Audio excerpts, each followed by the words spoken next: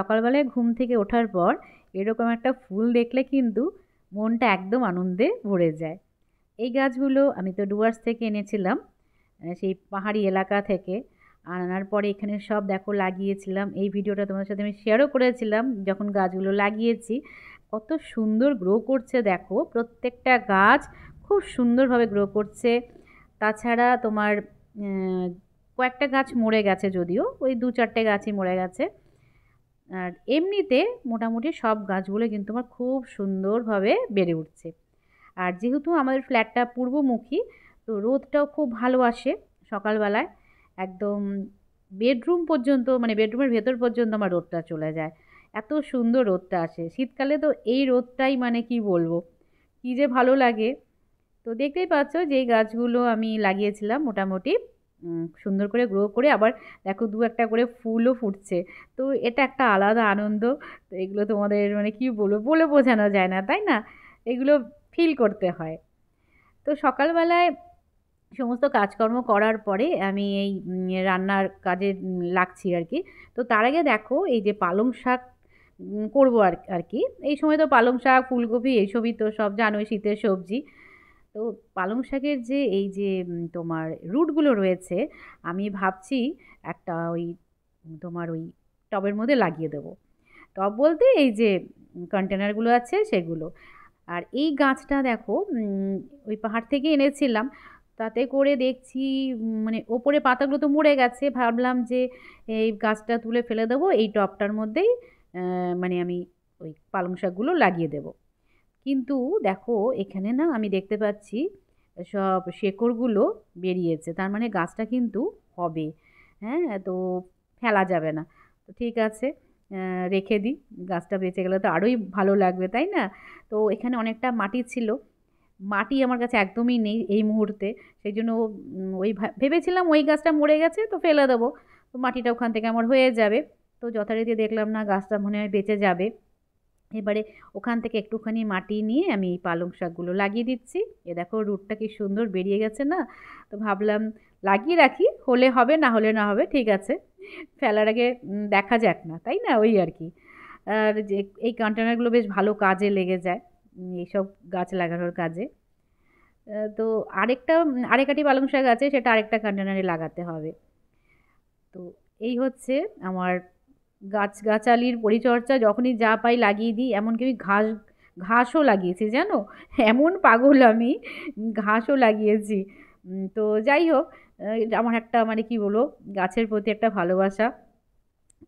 আর সকালবেলায় এরকম একটা দৃশ্য দেখতে সত্যি এত ভালো লাগে, কি বলবো।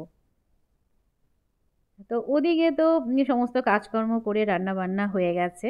তারপরে আমি বসে গেলাম আমার হাতের কাজ নিয়ে, যেগুলো আমি তোমাদের সাথে সবসময় শেয়ার করে থাকি। তো এই যে এটা হচ্ছে তোমার কার্ডবোর্ড রোল, ঠিক আছে? এটা আমাকে সন্দীপ এনে দিয়েছে ওদের অফিস থেকে আর কি। তো এগুলো তো ফেলে দেওয়া সব জিনিস, আমি বলেছিলাম ওকে এরকম রোল এনে দিতে, কার্ডবোর্ড রোল থাকলে। তো ওই রোল দুটো বার করে আমি কালার করে নিলাম, পুরোটাই ওই ব্ল্যাক কালার করে দিলাম। আর এটা হচ্ছে আমার সেই ধূপের বক্স, আগের একটা আমি ভিডিওতে করেছিলাম, ওয়াল ডেকোরই করেছিলাম।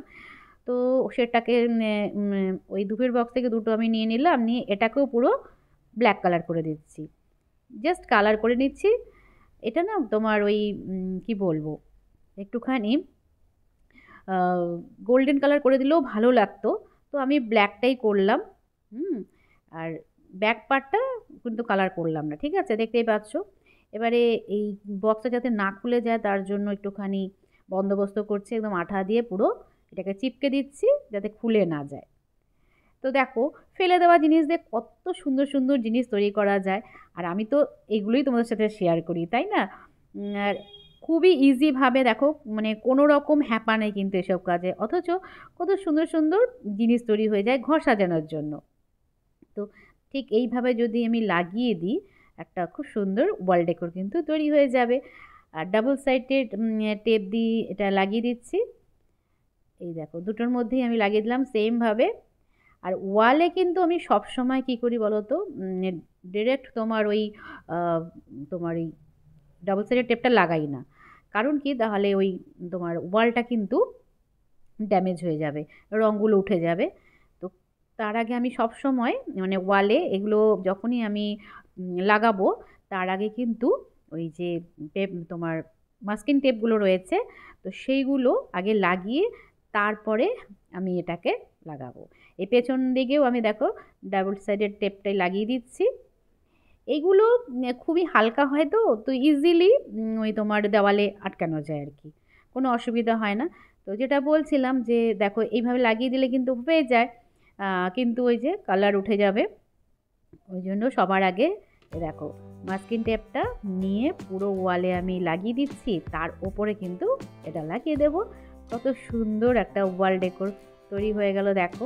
আর ব্ল্যাক অ্যান্ড হোয়াইট দিয়ে আমি দেখো একটা থিম করছিলাম, তো সেই জন্যই সব ব্ল্যাক দিয়েই করছি। এরপরে আমি আরও কিছু করব, তো সবই তোমাদের সাথে তো শেয়ার করছি এগুলোই। তো ওপরে কিছু দেখো এই আর্টিফিশিয়াল ফ্লাওয়ার আমি লাগিয়ে দিচ্ছি, স্টিকগুলো রয়েছে, একটু কালারফুল ফ্লাওয়ার হলে ভালো হতো, সেগুলো এই মুহূর্তে নেই হাতের কাছে আর কি। তো যা ছিল ওইগুলোই লাগিয়ে দিচ্ছি। দেখো কত ভালো লাগছে দেখতে এই ওয়ালটাতে, মানে একদম কি বলবো বিনা খরচায়। নাহলে দামি দামি দেখো এসব ওয়াল ডেকোর বা যাই হোক ঘর সাজানোর জিনিস অনলাইনে কেনো যেখানেই কেনো কত দাম। তো নিজে হাতে এরকম করে যদি আমরা ঘরটাকে সাজিয়ে নিই কত ভালো লাগবে। এক একটা কর্নার যদি আমরা এরকম সাজাই ধরে ধরে, দেখো একদম অন্যরকম লাগছে। তো এইগুলোই ফেলে দেওয়ার আগে সব কিছু একবার একটুখানি দেখে নিতে হয় যে কোনটা দিয়ে কি করব। তো যাই হোক আজকের মতন টাটা, আবার দেখা হবে নেক্সট ব্লগে।